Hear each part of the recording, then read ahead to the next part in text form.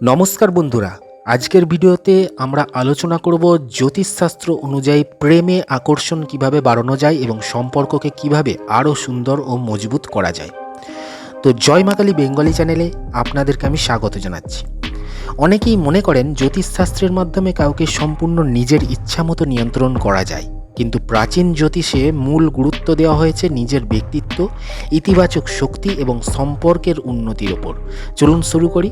প্রথমেই একটি গুরুত্বপূর্ণ কথা, জ্যোতিষশাস্ত্র একটি প্রাচীন বিশ্বাসভিত্তিক পদ্ধতি। এর অনেক বিষয় বৈজ্ঞানিকভাবে প্রমাণিত নয়, তাই এগুলোকে বিশ্বাসের অংশ হিসাবে দেখা উচিত।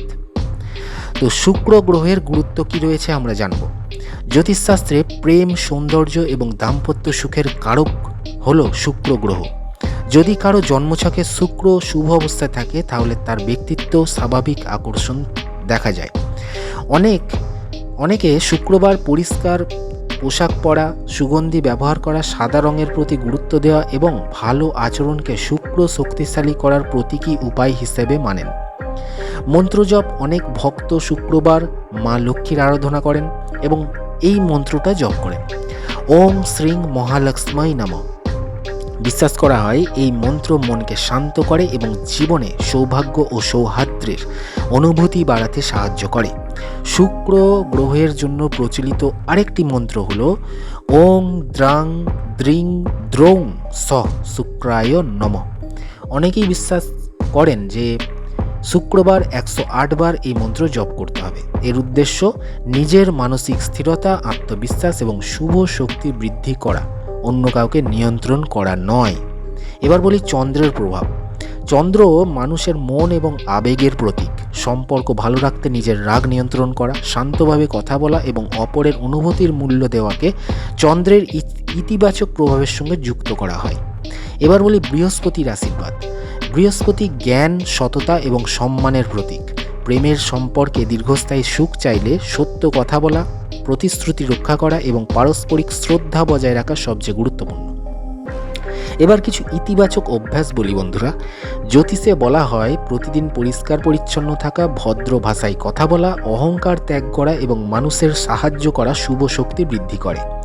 এসব অভ্যাস বাস্তব জীবনেও মানুষের কাছে আপনাকে আরও গ্রহণযোগ্য করে তোলে।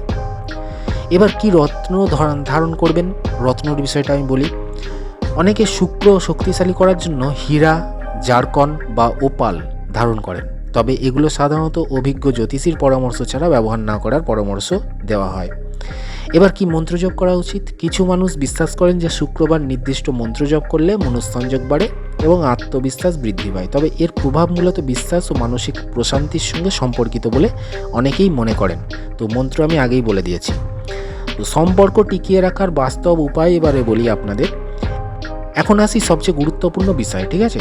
তো যে কোনো সম্পর্ক টিকে রাখার 5টি ভিত্তি রয়েছে, ভালো করে শুনবেন। প্রথম হচ্ছে বিশ্বাস, দ্বিতীয় হচ্ছে সম্মান, তৃতীয় হচ্ছে আন্তরিকতা, চতুর্থ হচ্ছে ধৈর্য এবং পঞ্চম হচ্ছে সুন্দর যোগাযোগ।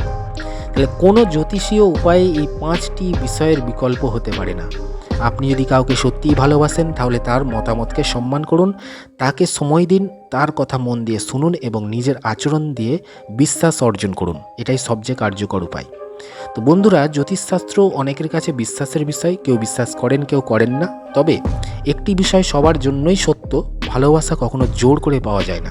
সত্যিকারের সম্পর্ক গড়ে ওঠে পারস্পরিক সম্মান, ভালোবাসা এবং বিশ্বাসের উপর। আজকের ভিডিও যদি আপনাদের ভালো লেগে থাকে তাহলে অবশ্যই লাইক করবেন, বন্ধুদের সঙ্গে শেয়ার করবেন এবং আরও তথ্যভিত্তিক ভিডিও দেখতে আমাদের চ্যানেলটা সাবস্ক্রাইব করতে কিন্তু ভুলবেন না। ধন্যবাদ, সবাই ভালো থাকুন।